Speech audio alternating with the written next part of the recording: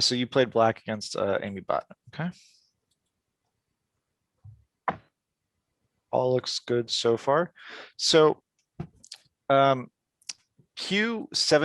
is probably a little bit questionable, and it makes sense, right? You know the proverb, don't hane at the head of two stones, right? So what you're basically doing is you're allowing white to hane at the head of your two stones by playing here. And the reason why that's so painful is you have white move from the third line territory up until the fourth line territory, right? And the other part about that is it really severely weakens these two stones. So what would probably have been a little bit better would be to come out here. Now, obviously, white can still play here, but you're still keeping white to this third line area, as opposed to letting white jump up to the fourth line by playing here. Make sense? Yes, yes. Okay. Unfortunately, well, fortunately for you, white hane is at the wrong side of the two stones. It's worrying about the second line territory, and it's giving you a chance to come back and play here. And this is actually quite a nice result for black. Black gets a little bit of outside thickness, whereas white. I mean, it's okay for white, but black gets to play elsewhere, and so this ends up being a perfectly reasonable result for black. But I think should white play here, it's really tough for black to get a good result. White has built up a nice framework over here, has mapped out this territory as well, and there's still a lot of weakness at this group. Move over here could easily put some significant trouble on this group. So I would definitely say that this hane by white was a mistake as well. Coming back to play here, the problem is when you play here now as white, even though it looks like it's going to revert back, this exchange is not good for white. And we can look at it, right? If you play this here first, so let's take it back a second. So white plays here, boom, boom, boom, boom. Black's going to play here and capture the stone, right? This leaves open a cut for white. However, the real issue here is white's going to play here and black's going to capture. And now white has to come back and protect here, right? And so white got still that fourth line territory, but black's shape is quite strong. But let's take a look if we do a different order. If white doesn't make that exchange and just plays here first, black plays here, white plays here. If black plays here, now white gets to Atari here. Now this shape is a lot worse. You now have the stone at Q18 instead of at Q19. And we'd much rather have a stone at Q19 than we would at Q18, right? It's a whole nother eye here. So this move by white at Q18, even though white ended up getting the right move later on, it still hurt white pretty badly. So now black's result here is going to be quite good. You definitely want to take. This just allows white to get a free move here. Whereas if you take now, this is not sente for white. Black could ignore and play elsewhere. Unfortunately, this is going to be sente for white, and now white's gotten that extra exchange for free.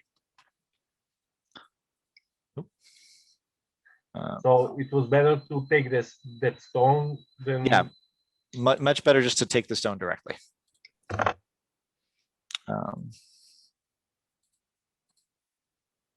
Okay. So because white has this weakness here at R15, I would be a little leery of playing anything that's not in this general area. So if I were white, I would probably play here. Even though this kind of has some relevance on the cut, this is going to be a kind of a not so pretty fight. Black gets a really nice position on the outside. White's territory is reduced to second line territory, potentially even first line territory over here. It weakens the stone. There's really just not going to be a good result here for white. This is just too small. This single stone is important. These three stones are important, right? So if you can, instead of attacking this one stone, you'd rather attack 1, 2, 3, and 4 stones. So much better just to cut directly. White doesn't care about this one stone. White could ignore it and say, you know what, I'm going to take a larger point on the board. And so when you look at the territory, if this is what happens, black only gained 2 or 3 points here, where white got 2 moves elsewhere. We generally regard tanuking or playing elsewhere on the board this early in the game somewhere between 7 to 10 points. The idea being that Comey's worth about 7 points. so we kind of ascribe that. So that means that white's gotten 14 points elsewhere, where black's only gotten about 3 or 4 points, maybe 5 or 6. So it takes away white. So it's probably about a 10-point gain that white had from this. So S19 was definitely too small. So white correctly ignored. Yep. So your move was fine. I definitely think that white should extend here. And the reason for that is if you don't extend here, now this stone becomes under a lot of pressure, and the strength of this group is that much stronger, right? If you extend here and black plays elsewhere, white's going to be able to attack this group pretty severely. But after you've gotten this move on the outside, this group is weak. This white group is not that strong either, and black has a very strong formation over here. So almost always when black kicks here, white should extend up at E16. I know that's not your mistake, and it's a bot, so I'm kind of correcting it for no reason, but it's still really good to know. This is just this should be ingrained in your head of this is good shape. Because right now it's the other way to think about it is black has one strong group to white's 2 weak groups. The more groups you have on the board, the more things you have to worry about living. And so the more times you have to make eye space for those groups, and you can worry less about territory, and you have to worry about living. So definitely keep that in mind when you're fighting. If you can have less groups, take less groups, or have less groups. So again, just probably F16 is a little bit sharper, but you still have the chance to play F16 now, so it's not that big a deal. I actually did, I think. Unfortunately, you played C17. So obviously, what you're worried about is white coming here, right? And you're like, okay, well, if white comes here, it's going to be able to either live both sides, right? One way or the other, white will connect. That's what you're afraid of. If you're attacking this stone, excuse me, and white plays here, you don't need to worry about this because white can't play here anymore. You'll just capture the stone. And so you still end up getting to keep the corner, and you get to weaken the outside severely. So these 2 stones and these 2 stones are still really weak, and this stone in the corner is not going to be able to live. So by playing that F16 move, you're actually protecting that C17 weakness too. So let's keep going. And Ivan, feel free to stop me if you have any questions, by the way. Okay, thank you. Yeah. Good. So you got the variation right here. Yep.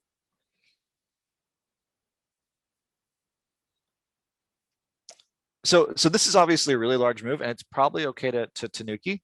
I will say, whenever white plays here, black's usually going to want to protect in some way. Usually a move like F5 is quite nice. And this move is multi-purpose. One, it's protecting the weakness of the C3 move, and I'll show that quickly. But it's also separating these 2 white stones and this white stone.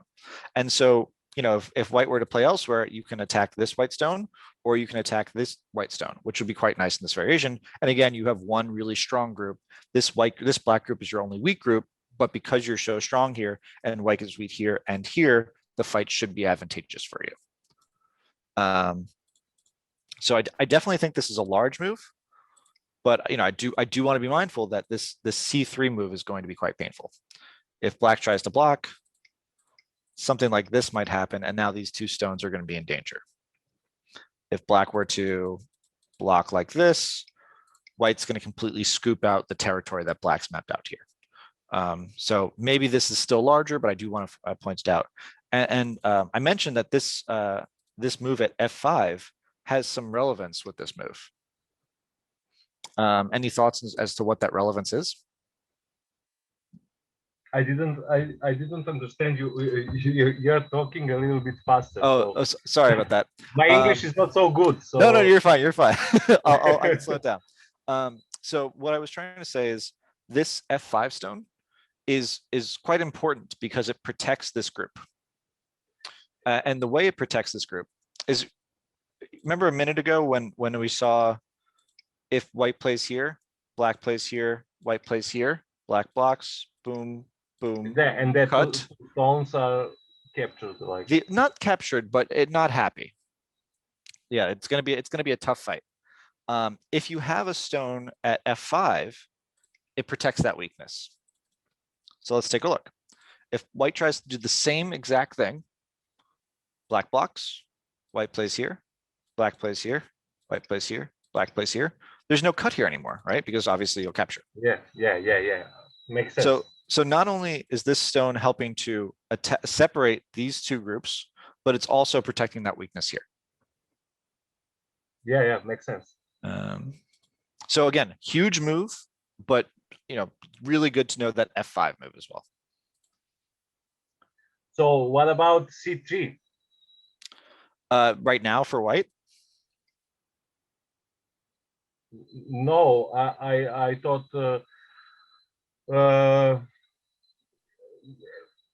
I can tell it. Umesto F5.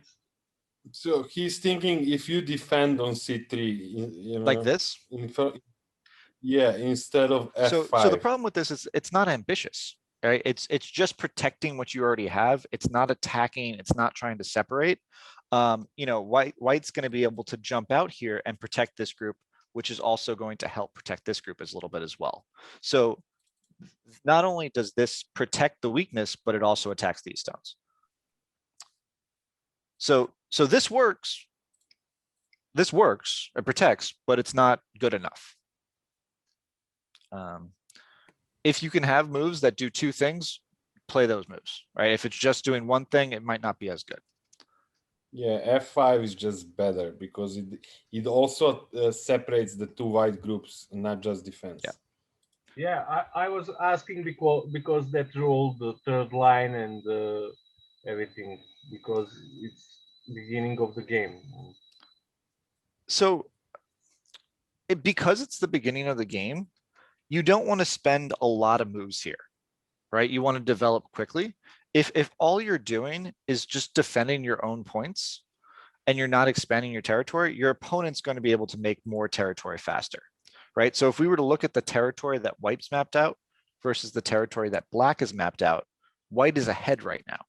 White's mapped out probably about 50 points here, maybe 10, 20 points here. So maybe, an estimate of 70 points here. White's mapped out maybe an extra 15, 20 points here. But let's look at black's territory, right? We said white had roughly mapped out 90 points. Black was mapped out maybe 15 or so here, maybe another 10 or so here, maybe another 15 here. So we're looking at 40 points.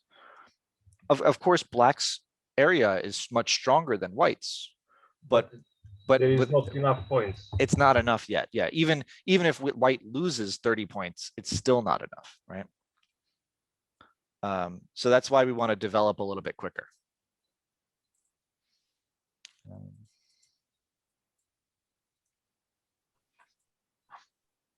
This was silly by white. No reason to play there. Yep, all this is okay. Yeah, so this is a really large move, right? It's trying to map out this entire territory here. If white got this move, this territory becomes no man's land. All right, doesn't matter if black plays here, these stones are still blocking it. If white plays here, these stones are still blocking it. So this move takes this kind of area over here and makes it almost black's territory. Yeah, obviously I just needed to do it earlier. I think so, yeah. And this is going to be a great fight for black, right? Because you have one really strong group here. White has a weak group here, a weak group here, a weak group here, and a weak group here. White is too spread out. This is going to be a fantastic fight for you.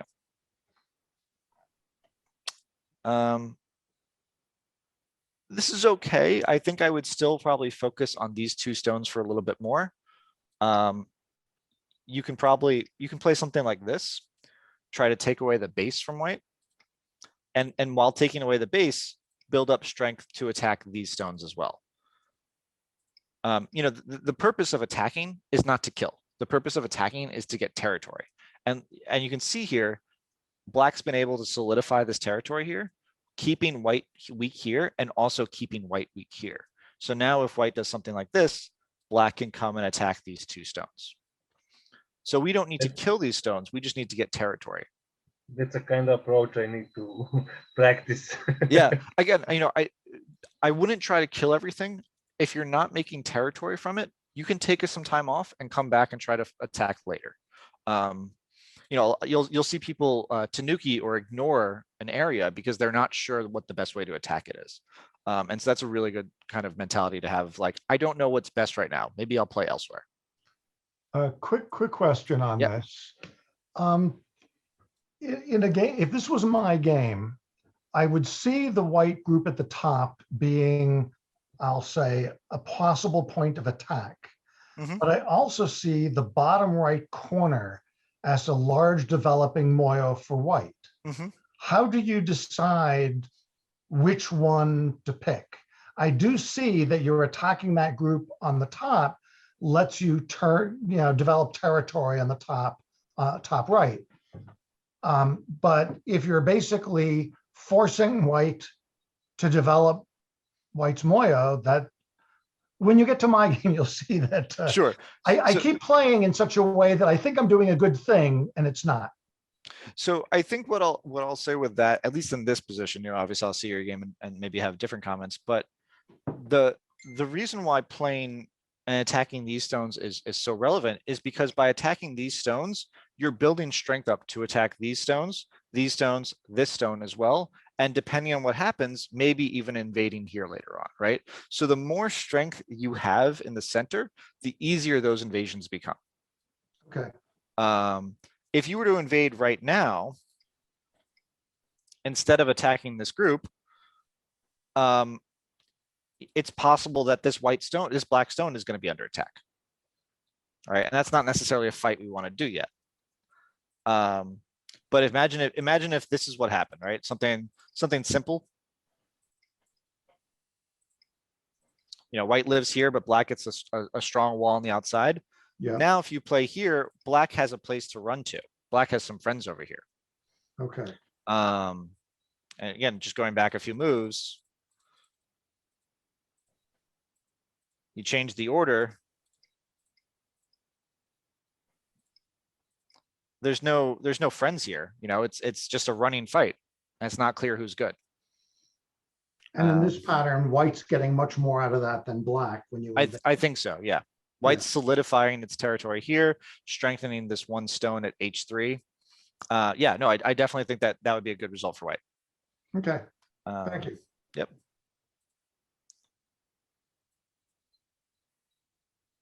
So this is okay, but again, we have, I will say, when you attach to a weak stone, you make it stronger, right? And it's a weird concept. You're saying, well, if I put my stone against your weak stone, it could become stronger. Why? Because it's now 2 moves to your 1, or in this case, it's 3 moves to this 1 stone, right? Is this stone really attacking these 2 stones? Not really, right? You're basically saying, okay, I'm going to let you build up strength here. And so now any invasion here also has to deal with these 2 stones, right, Ivan? Yeah, that makes sense. So even though these stones help attack this, you're also letting these 2 stones get stronger. And when these 2 stones get stronger, these 2 stones get stronger. With these stones being stronger, this becomes a little bit stronger. It all connects to each other. Because again, if you have a strong group here, it's going to be harder to attack all of the other stones on the board. That's the thing. I don't pay attention about the other side of the board. It's tough. It's really hard to see. It's definitely not something you're going to need to worry about right now. But definitely it's a good mentality to have of like, how am I affecting the rest of the board? Like, what is this one move getting me? And is it getting me enough to say that it's helping me? Like, I'll say this: Go is a game of trades, right? I'm trading something for hopefully something better. If my attack here doesn't yield me anything, or if it yields me 5 points, am I losing 5 points elsewhere by not playing there, right? And that's a good way to think about it too.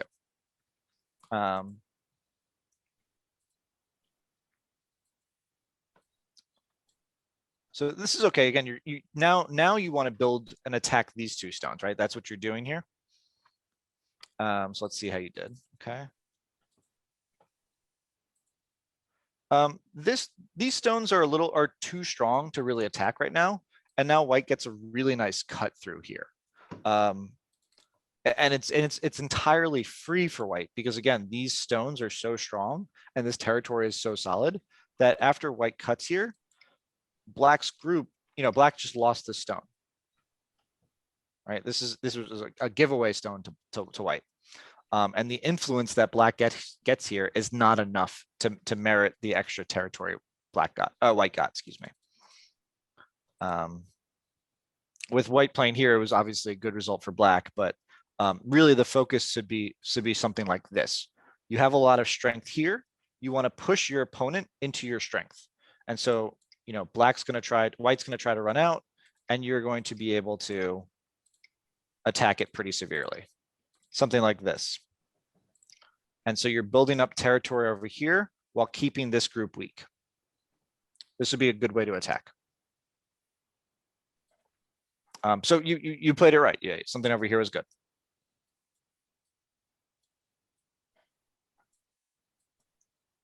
So you just have to be a little bit mindful. There's a double Atari here. Yeah, I saw that. This is definitely the more important stone. This stone at F16 is not important at all. But the problem is, white's going to be able to sacrifice these 3 stones and get a nice position on the outside. And so black gained maybe 8 to 10 points, but white's position here is much better than it was before. So this cut was probably a little bit too aggressive. The cut at H16. Maybe better just to jump here.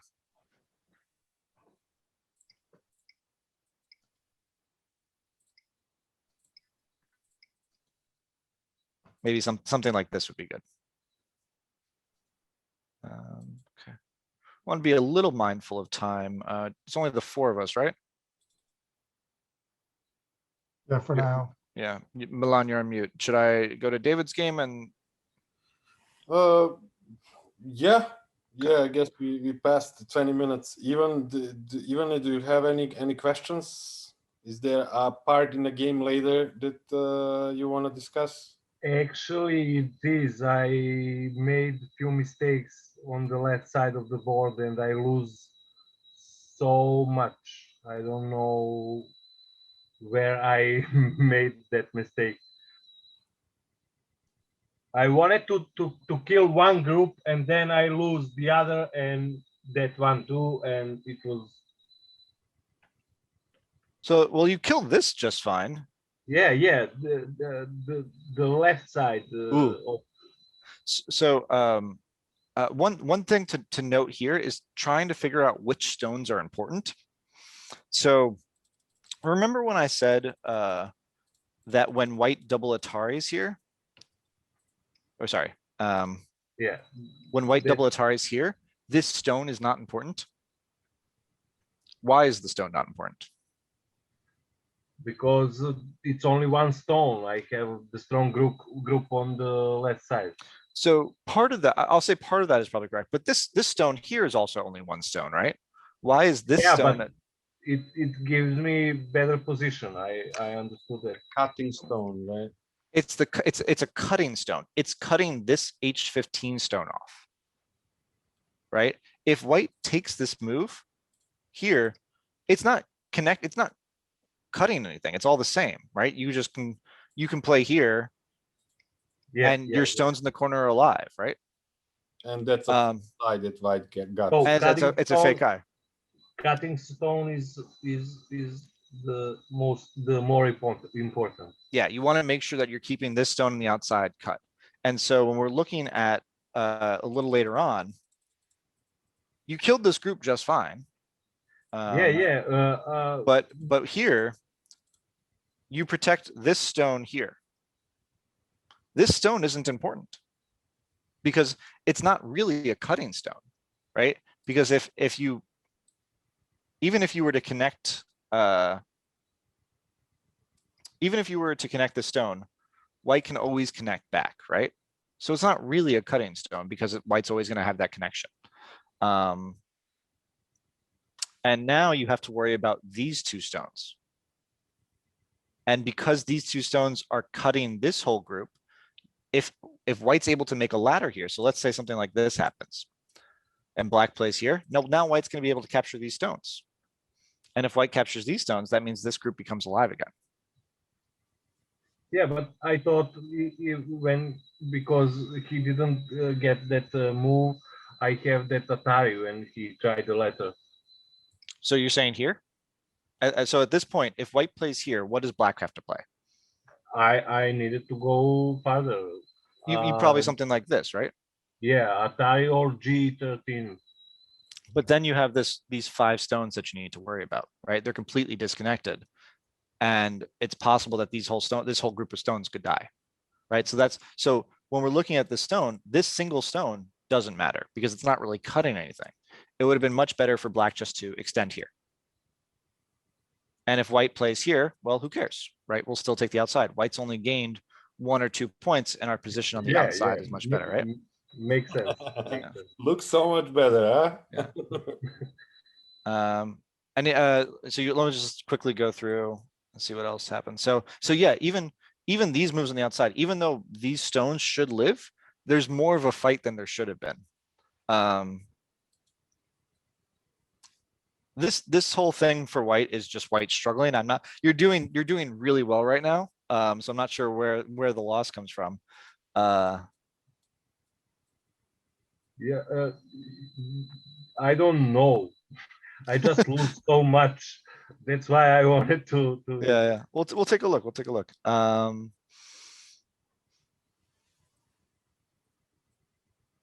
So, I would say that this one stone, it's not that important right now. It's not terribly small, but what you don't want to have happen is white cuts here. Now black has to, black unfortunately cannot Atari this way because, oops, excuse me, black will be able to cut the stone.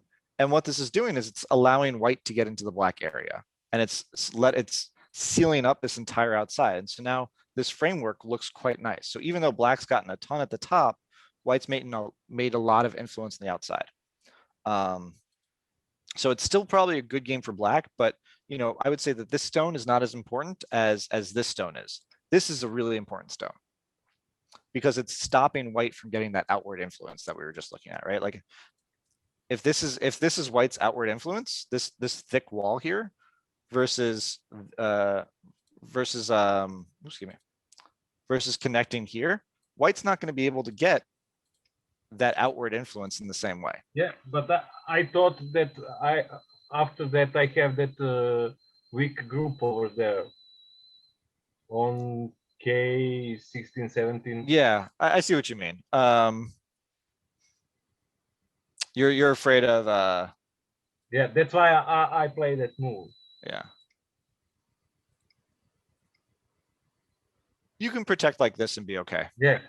Yeah, but still having this move here is very important. Having this move on the outside because it allows you to cut here. Now this group is in danger. This stones are in danger, and you only have this one weak black group. So this would be a nice way for black to play as well.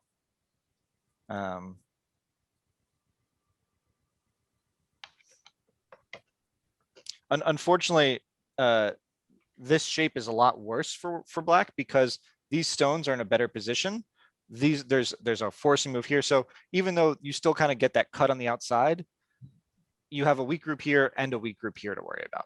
Whereas before you only had the one weak group to worry about. I feel that.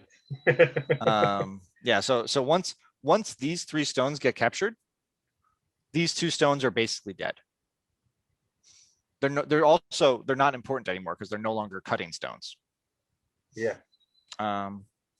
So right now, black still has a lot on the top, but this is also quite large on the side as well. I would say white's catching up. I'll